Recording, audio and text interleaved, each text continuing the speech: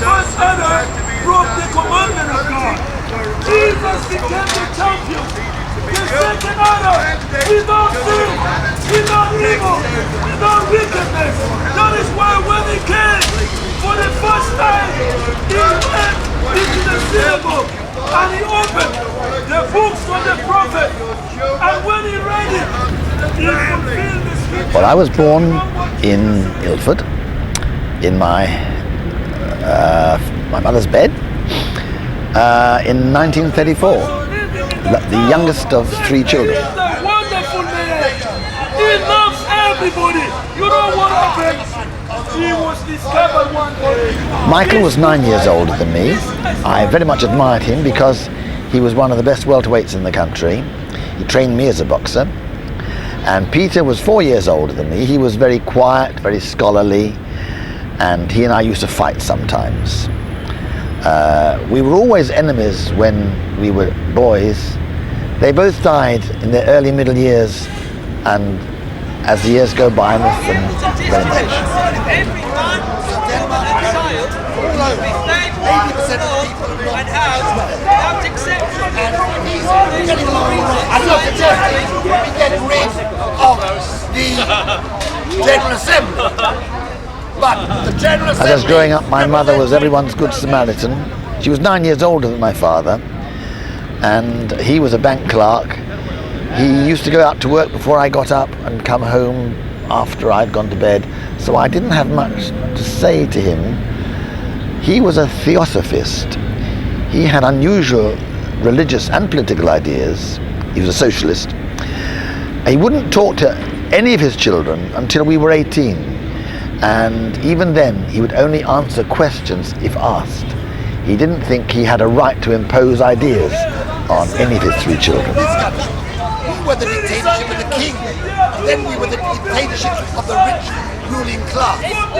When the people took power, dictatorship went away.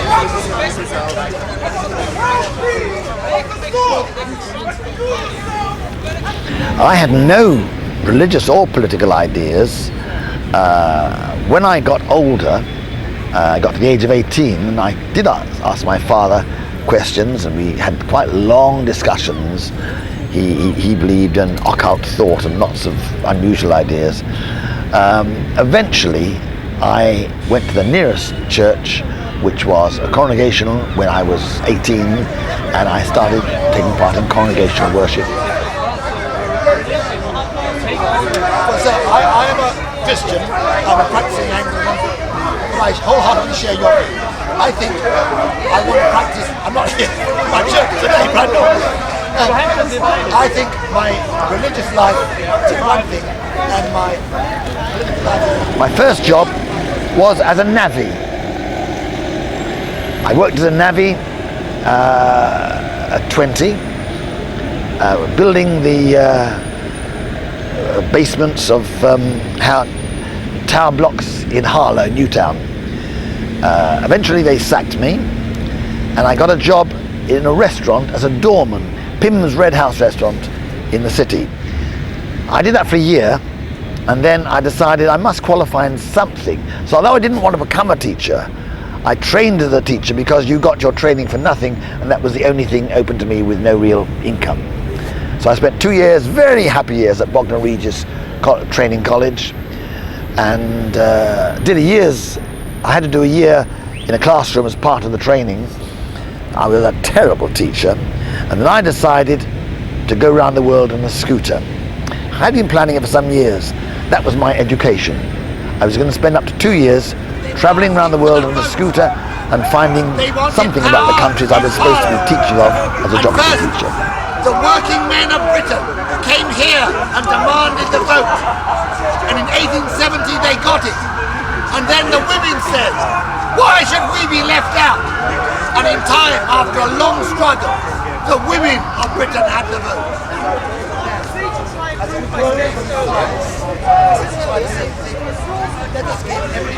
The trip changed my whole way of thinking. I was a child when I set out, age 24, on the 18th of September 1958, and I was a man 3 months later when I arrived at Bombay. Travelling overland to India was extremely difficult. It meant crossing the Persian desert in winter. It was freezing cold. Sometimes the road was mud, sometimes the road was frozen. It was very, very tough. And I camped out every night. And when I got to India, I lived in a couple of Indian villages with people who were starving, but who were proud, and who were above all happy. I couldn't think why they were happy. Their children didn't have shoes on their feet. They didn't have any secondary schools. They didn't have any health facilities. They didn't have any running water. Yet they were happy. And they were some of the most wonderful people I've ever met. It made me care about world poverty. It made me think what can be done to deal with the problem. It changed my life. And it will only come when we have a democratic second chamber at the United Nations. I'm not saying get rid of the General Assembly. I'm simply saying that it's always bad government and the fact that the trading relations are so unfair. If we could buy sugar all over Africa, our own sugar beet. Well, I went on from India and went with 35 Arabs over the Indian Ocean on an Arab dhow, living with those Arabs for a month, 24 hours a day, with no common language. That was very interesting. I realized we were just ordinary human beings. We did communicate. There was no problem. It made me feel we are all citizens of the world together. I traveled for 7 months around Africa, living in many villages and seeing wonderful things, camping out in the forests or the grasslands every night. And then worked my passage to North America, lived with rich people in North America, came back. I returned feeling the only solution was to have some form of world government, and I was going to spend the rest of my life working for that. And there's nothing wrong with marriage.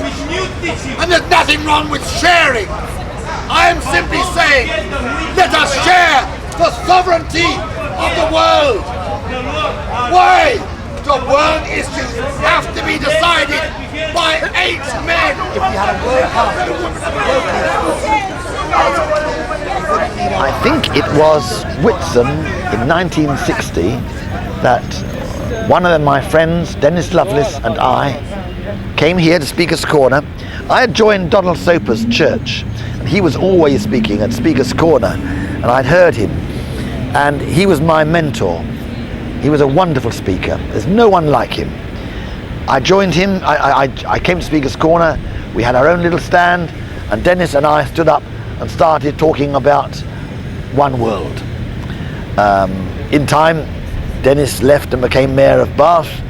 I stayed on, occasional guest visitors, and I've been speaking ever since 1960.